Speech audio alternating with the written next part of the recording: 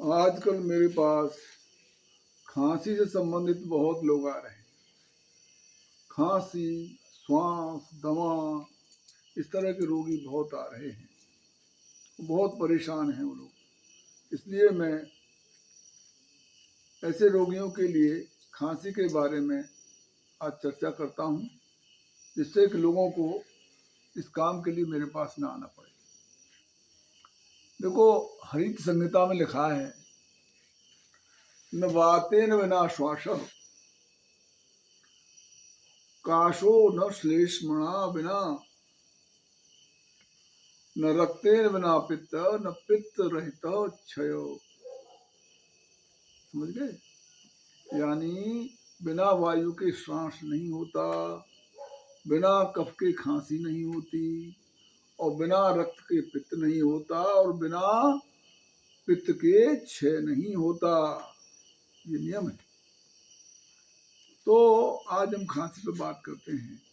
जब तक रोगी की छाती पर कफ आता रहेगा, खांसी से आराम नहीं मिलेगा। और इसमें एक अजीब सी बात है, कुछ वैद्य लोग रोगी को इसमें गर्म सर्द दवाएं दे देते हैं, किंतु वो धातु की ओर ध्यान नहीं देते।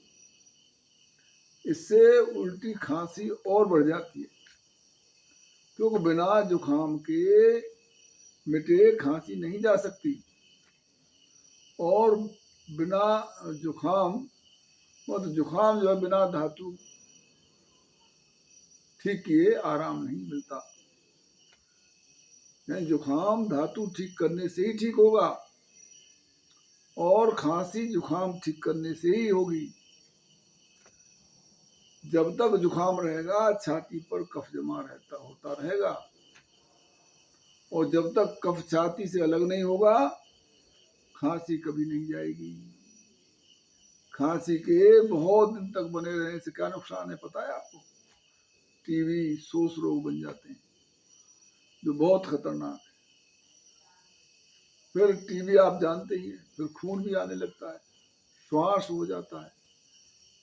हालांकि आजकल टीबी क्यूरेबल है, लेकिन इसमें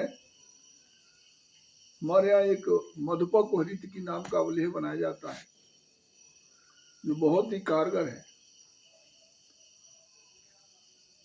वैसे खांसी 5 तरह की होती है: वातज, पित्तज, कफज, क्षतज और क्षयज, और कहीं कहीं सन्निपातज भी कह देते हैं।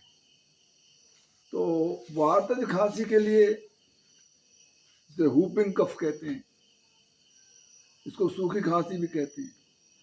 इसमें कफ नहीं होता है, और कफ जो है बहुत कठिनाई से निकलता है, बहुत मुश्किल से निकलता है। कफ होता ही नहीं है, आदमी खांस खांस के परेशान हो जाता है, लेकिन कफ निकलता नहीं। कफ के सूख जाने पर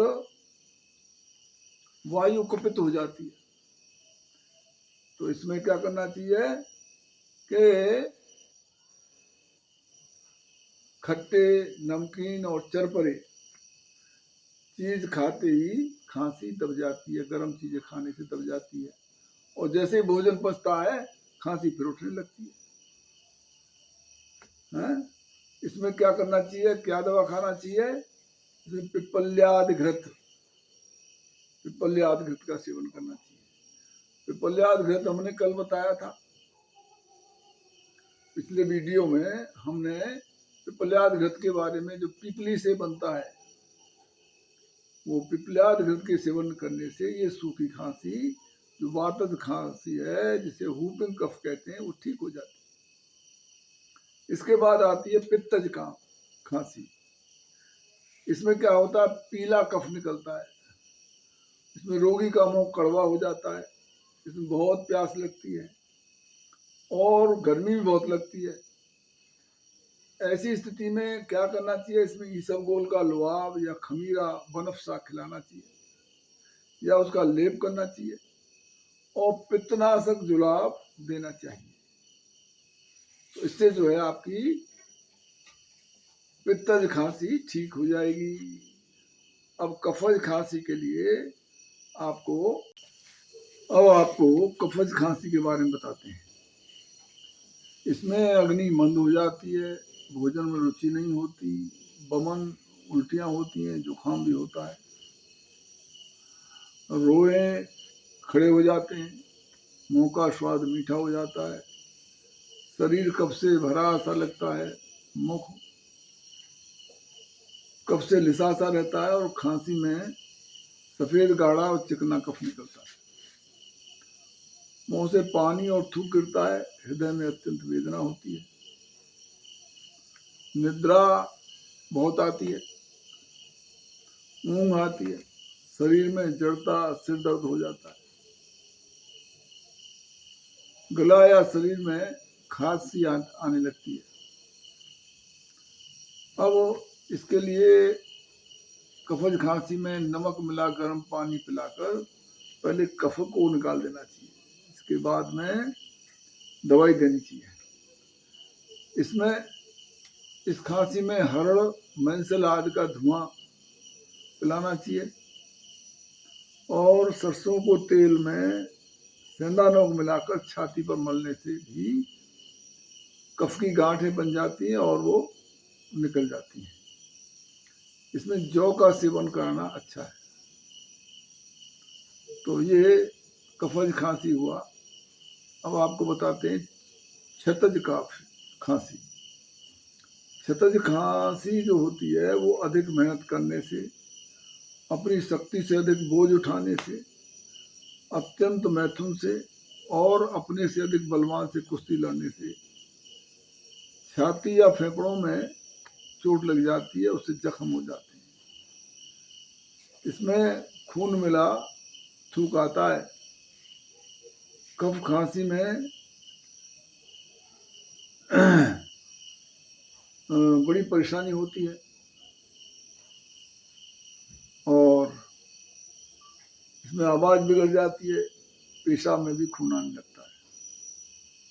इसके लिए दवाओं में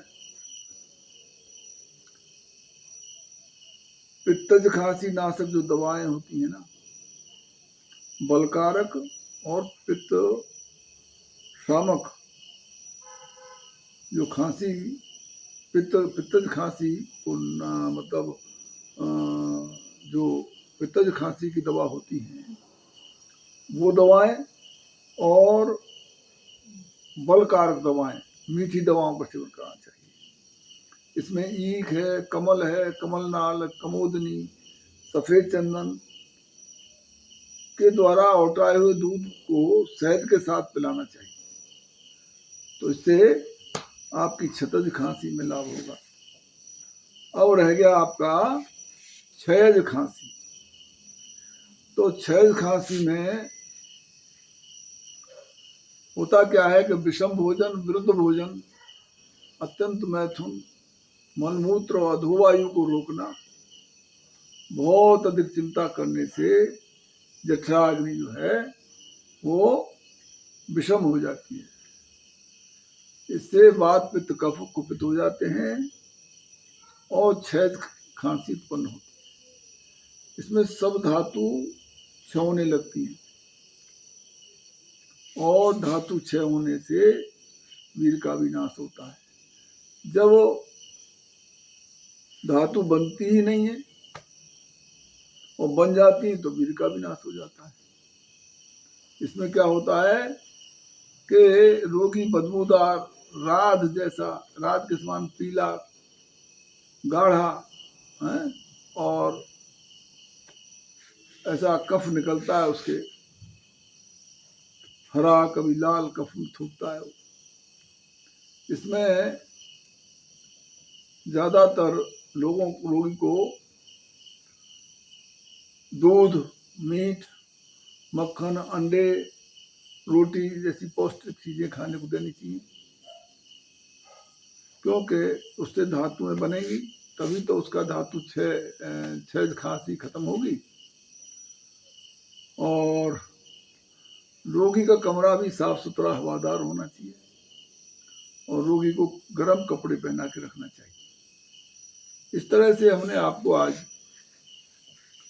सभी तरह की खांसियों के बारे में बताया, और इसके अलावा एक और तुमको मैं पेटेंट दवा बताता हूँ। देखिए, आयुर्वेदिक शास्त्रों में लिखा है कि जमीन पर जब तक ये अरूषा का पौधा मौजूद है तब तक किसी को कफ, खांसी, जुकाम, बुखार से परेशान होने की आवश्यकता ही नहीं है। तो अरूषा, कटेरी, आंवला और जीरा और पीपल, इसका चूर्ण बनाकर शहद से चटाइए, सभी प्रकार की खांसियों में आपको आराम मिल जाएगा। तो इस तरह से आप खांसी पर विजय प्राप्त कर सकते हो। तो खांसी जैसे रोगों के लिए आप मेरे पास आने का कष्ट न करें। मैंने खांसी के लिए आपको बहुत कुछ बता दिया है। आप अगर इस वीडियो को ढंग से सुन लेंगे तो हर तरह की वातज, पित्तज, कफज,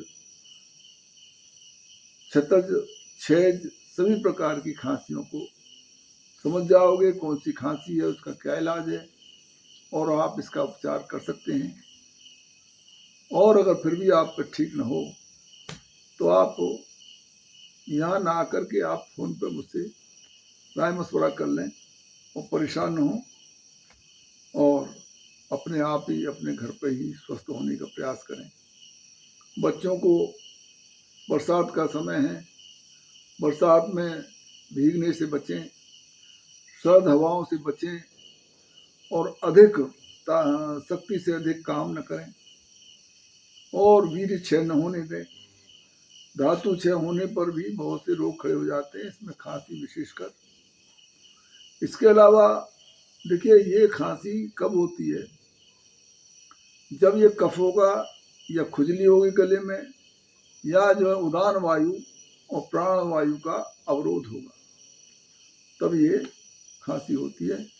तो सावधानी पूर्वक रहें और खांसी से निजात पाएं। धन्यवाद।